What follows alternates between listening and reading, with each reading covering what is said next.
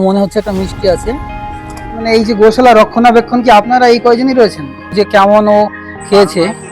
রথের আর বেশি বাকি নেই, তাই একটা সুন্দর ঝকঝকে সকালে বেরিয়ে পড়লাম বাড়ি থেকে, রানাঘাট কোর্ট মোড় থেকে হবিবপুর ইস্কন মন্দিরের উদ্দেশ্যে। তো প্রত্যেককে স্বাগত আমার নতুন ব্লগে। আজকে আমরা চলেছি হবিবপুর ইস্কন মন্দিরে, আর আমার সাথে রয়েছে সেই সঞ্জিত। চুন্নি নদীর উপর দিয়ে যাচ্ছি এখন, আর ওই যে দূরে দেখা যাচ্ছে ইটভাটা। আজকে কিন্তু প্রচন্ড গরম।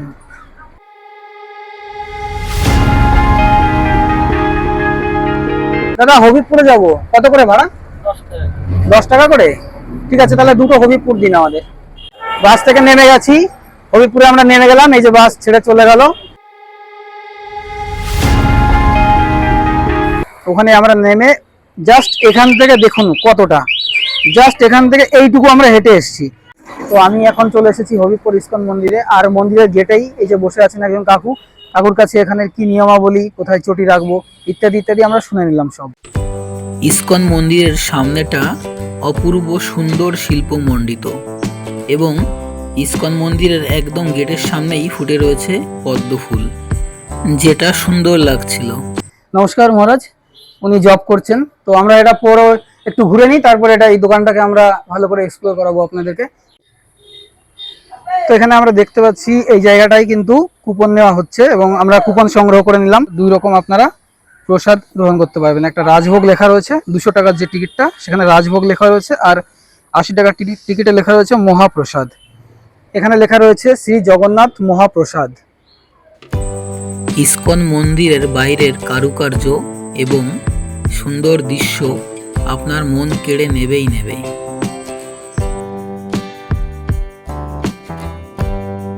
আমি এখন ভিতরে প্রবেশ করব, আপনারাও আমার সঙ্গে সঙ্গে দেখতে থাকুন। আমি সমস্ত কিছু আপনাদেরকে ঘুরিয়ে দেখাবো। তো গেট দিয়ে ঢুকে পড়েছি। গেট দিয়ে ঢুকে এখানে দেখলাম যে একজন মহারাজ রয়েছেন, আর কয়েকজন মানুষ রয়েছেন।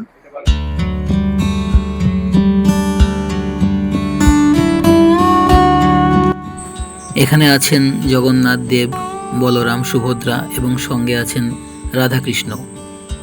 ঠাকুরের মূর্তির পাশেই এইখানে মহারাজ ফুল ফল নিয়ে ব্যস্ত রয়েছেন।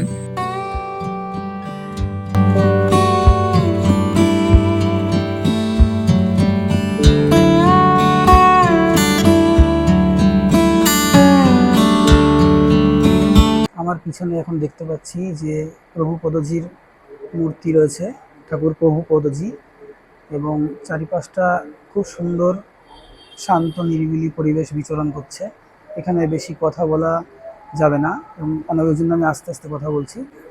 এই মহারাজকে দেখলাম সবসময় কোনো না কোনো কাজে উনি ব্যস্ত রয়েছেন। যারা এখানে পুজো দিতে চান তারা এখান থেকে পূজা সামগ্রী সংগ্রহ করে পুজো দিতে পারবেন।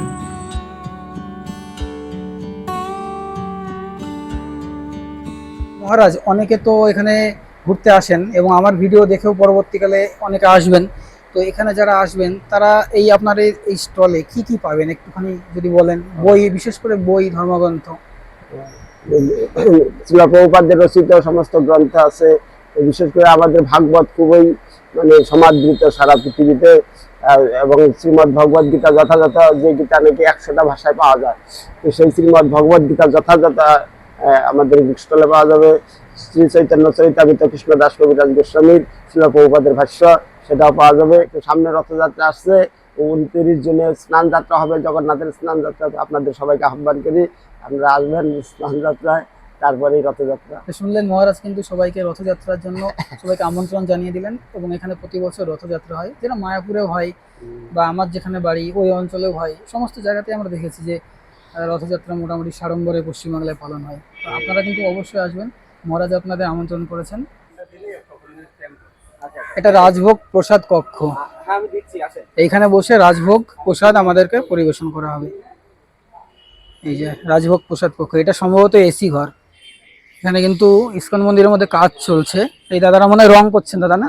এই দাদারা রং করছেন। দাদা এখানেই বাড়ি? কি নাম দাদা? আচ্ছা, এই দাদার নাম সুজয় বিশ্বাস। দাদা রং করেন, এখানেই বাড়ি। দাদারা এখন কাজে ব্যস্ত। আর এই যে একটা বসার জায়গা, এখানে প্রভুপদজির ছবিও আমরা দেখতে পাচ্ছি লাগানো রয়েছে। আর এখানে সম্ভবত যজ্ঞ করা হয়। একটা বাড়ি রয়েছে, খুব সম্ভবত এটা অফিস ইসকনের। এখানে কয়েকটা ভুট্টা রোদে দেওয়া রয়েছে, দেখুন ভুট্টাগুলো এখানে শুকানো হচ্ছে রোদে। এখানে লেখা রয়েছে নো স্মোকিং, ধূমপান নিষেধ, হরে কৃষ্ণা। এখানে ধূমপান করা যাবে না।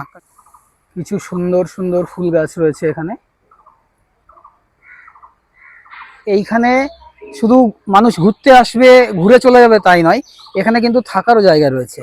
যদি কেউ মনে করেন এখানে থাকবো, সে কিন্তু পিছনে কিন্তু থাকার ব্যবস্থা রয়েছে। দেখতে পাচ্ছেন আমার পিছনে যে ওই বিল্ডিংটা, আমি কাছে নিয়ে গিয়ে আরো ভালোভাবে আপনাদেরকে দেখাবো। বাড়ি বললেও ভুল হয়, এটা 1 2 3 4 5 তলা একটি অট্টালিকা। এটি হলো কিন্তু ভক্তদের থাকার জায়গা। তো ভক্তরা মনে করলে এখানে মন্দির চত্বরে অফিস কার্যালয়ে কথা বলে আপনারা কিন্তু এখানে থাকতে পারেন। তার জন্য আপনাদের মন্দিরে যোগাযোগ করতে হবে। নানান রকমের গাছ, তার মধ্যে দিয়ে কিন্তু এখানে ইসকনের চূড়াটাও আপনাদেরকে আমি দেখিয়ে দিচ্ছি। দেখুন কত সুন্দর লাগছে ইসকন মন্দিরের চূড়া। তো এই অতিথিশালার পাশেই রয়েছে কিন্তু টয়লেট। কি এখানে দায়িত্ব রয়েছেন?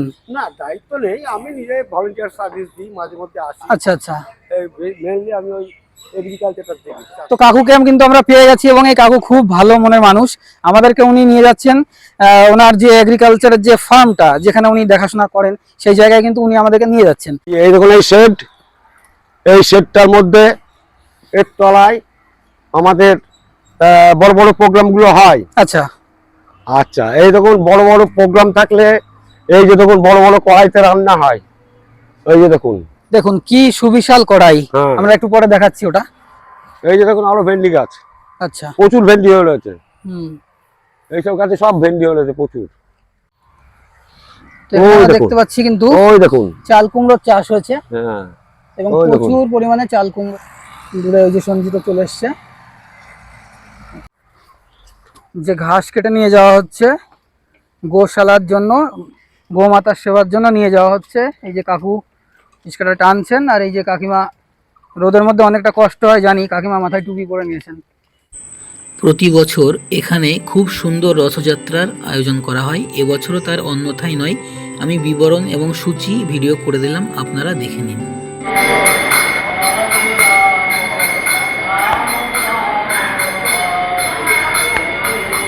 হরে কৃষ্ণ হরে কৃষ্ণ হরে হরে হরে রাম রাম রাম। ইসকন মন্দিরের সুন্দর কারুকার্যের পাশাপাশি মন্দিরের সামনে থাকা দুটি মূর্তি আমার কাছে খুব সুন্দর লেগেছে। এটা একটা সবেদা গাছ, এবং সবেদা গাছে ফুল এসেছে দেখতে পাচ্ছি। আর পাশে এই যে অফিস ইসকন মন্দিরের। হাঁটতে হাঁটতে চলে আসলাম, এখানে লেখা রয়েছে পার্ক দিয়ে, আরো এদিকে রয়েছে, আর শৌচাগার এইদিকে, যেটা আমি আপনাদেরকে দেখিয়েছি এর আগেই। আর এই যে দেখতে পাচ্ছেন, এই যে আমার সামনে বিশাল বড় সুবৃহৎ অতিথিশালা, এবং তার চূড়োটা খুব সুন্দর। আমি আপনাদেরকে চেষ্টা করছি দেখানোর। থোকায় থোকায় সুন্দর সুন্দর, একদম থরে থরে থোকায় থোকায় সাজানো জামরুল। দেখুন ঘুরতে ঘুরতে এখন একটা নিম গাছের তলায় এসে দাঁড়ালাম, আর নিম গাছের ছায়া খুব সুন্দর।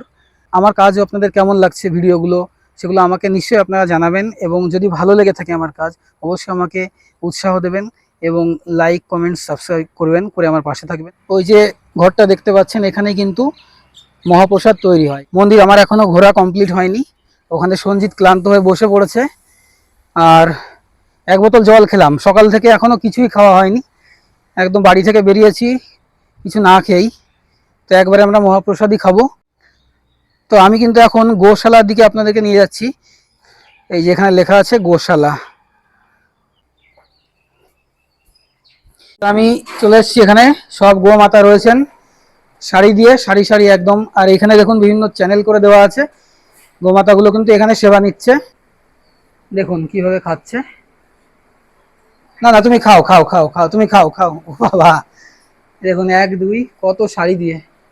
মানে এই যে গোশালা রক্ষণাবেক্ষণ কি আপনারা এই কয়জনই রয়েছেন? আচ্ছা, হরে কৃষ্ণা। আমি এখনো হাঁটছি হবিবপুর ইসকন মন্দিরের ক্যাম্পাসের মধ্যে।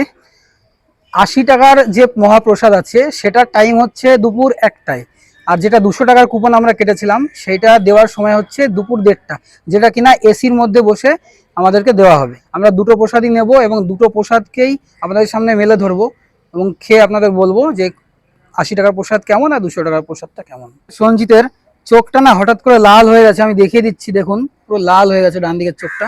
এবার ও ভাবছে যে কি দিয়ে কি হলো, এটা কেমন করে হলো তোমার? আমি নিজেই বুঝতে পারছি না যে এটা কেমন করে হলো। চোখটা তো ভয়ঙ্কর লাল হয়ে গেছে। চোখ চুলকে যাচ্ছে এবং প্রচন্ড পরিমাণে। তো আমি কিন্তু এখন চলে এসেছি যেখানে মহাপ্রসাদ বিতরণ করা হয়, আর আমার পিছনে এই কাকিমা বসে আছেন, ওনার কাছে আমি কুপন দিয়ে দিয়েছি এবং এই ঘরের মধ্যে কিন্তু মহাপ্রসাদ বসিয়ে খাওয়ানো হয়। তো এই মাত্র আমি দুটো প্রসাদ নিয়ে চলে এসেছি, কিন্তু এই প্রসাদের নাম হচ্ছে মহাপ্রসাদ, আর একটা প্রসাদ হচ্ছে পার্সেল যাবে যেটা আমরা বাড়িতে নিয়ে যাব, আর দুটো প্রসাদকে কিন্তু আমি পার্সেল করে নিয়েছি। এইগুলো হলো 100 টাকার প্রসাদ।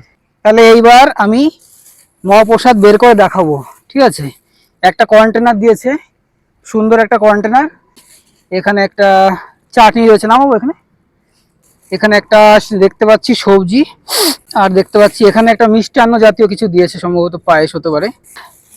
এটা রয়েছে ডাল, আর এটা রয়েছে একটা সবজি ঘ্যাট জাতীয়। তাহলে দেখলেন এতগুলো আইটেম রয়েছে, 1 2 3 4 5, আর এখানে সম্ভবত রাইস রয়েছে, এটাও আমি দেখিয়ে দেবো আপনাদেরকে খুলে। হ্যাঁ, এখানে কিন্তু রাইস রয়েছে, সাদা ভাত। তো খোলামেলাভাবে আপনাদেরকে খোলামেলাভাবে রিভিউটা দেবো বলেই কিন্তু আমরা তখন খাইনি। তো চেয়েছিলাম যে খোলামেলা প্রকৃতির উন্মুক্ত পরিবেশে রিভিউটা দিতে, তাই নিম গাছের তলায় আমরা এখন বসে কিন্তু এই মহাপ্রসাদ এবং রাজভোগ প্রসাদ গ্রহণ করব। এটা একটা বড় রাজভোগ আছে, আর এই প্রসাদটার নামও কিন্তু রাজভোগ প্রসাদ। সমস্তটা মিলিয়ে প্রসাদের নামই রাজভোগ। চানা মশলা, ডাল, এখানে রয়েছে একটা মিক্স আলু পটলের তরকারি, রাইস, একটা শুক্তো মতন, চাটনি, পনির, স্যালাড, আর এখানে রাইসের সঙ্গে তো বললাম যে আলু ভাজা, ভেন্ডি ভাজা, পটল ভাজা, লুচি। তো এই সমগ্রটা নিয়ে এটা হলো আমাদের আজকের 200 টাকার রাজভোগ প্রসাদ। আমার পিছনে দেখা যাচ্ছে ওই যে হবিবপুর ইস্কন মন্দিরের চূড়া, এবং আজকে আমাদের হবিবপুর ইস্কন মন্দির ঘোরা প্রায় শেষের পথে। এখন আমাদের খাওয়া দাওয়া হবে। তো সঞ্জিত তো প্রায় অর্ধেকটা খেয়েই নিয়েছে, ও খাওয়ার পরে আমি বাকিটা খাবো। আর বাড়ি যাওয়ার সময় আপনাদেরকে নিশ্চয়ই জানাবো যে প্রসাদগুলো কেমন ছিল। আপনাদেরকে অনুরোধ করছি যে আপনারা অবশ্যই এখানে আসুন, এবং জায়গাটা কিন্তু খুব সুন্দর। আমাদের সেই রাজভোগ প্রসাদ খাওয়া কিন্তু এখন চলছে, আর সঞ্জিত খাচ্ছে। আমি ওর কাছ থেকেই রিভিউ জেনে নেবো যে কেমন ও খেয়েছে। সবকিছু, চালটা অসাধারণ, পনিরের সবজিটা তার থেকেও অসাধারণ। এইমাত্র রাজভোগ প্রসাদ খাওয়া শেষ করলাম, তো মোটামুটি ভালোই লেগেছে। এবার আমরা আমাদের আজকের হবিবপুর ইস্কন মন্দির ভ্রমণ এখানেই সমাপ্ত করব। এবার বাড়ির দিকে রওনা দেব। এবার হাঁটতে হাঁটতে এই জায়গাটাকে ছেড়ে এগিয়ে যাব। তো এই হবিবপুর ইস্কন মন্দিরে আসতে গেলে আপনাকে শিয়ালদা থেকে শান্তিপুর লোকাল ধরে হবিবপুর স্টেশনে নামতে হবে, বা আপনি রানাঘাট স্টেশনে নেমে ওখান থেকেও বাসে করে আমরা যেভাবে এসেছি আমাদের মতন করেও আসতে পারেন। আমরা আসার সময় রানাঘাট কোর্ট মোড় থেকে বাসে এসেছিলাম। এবার আমরা ট্রেনে বাড়ি যাব। শান্তিপুর রানাঘাট লোকাল ঢুকে গেল। আমরা হবিবপুর স্টেশন থেকে ট্রেন ধরে নিলাম এবং কালীনারায়ণপুর জাংশনে নেমে গেলাম। এইবার এখান থেকে আমরা অটো ধরে বাড়ি যাব।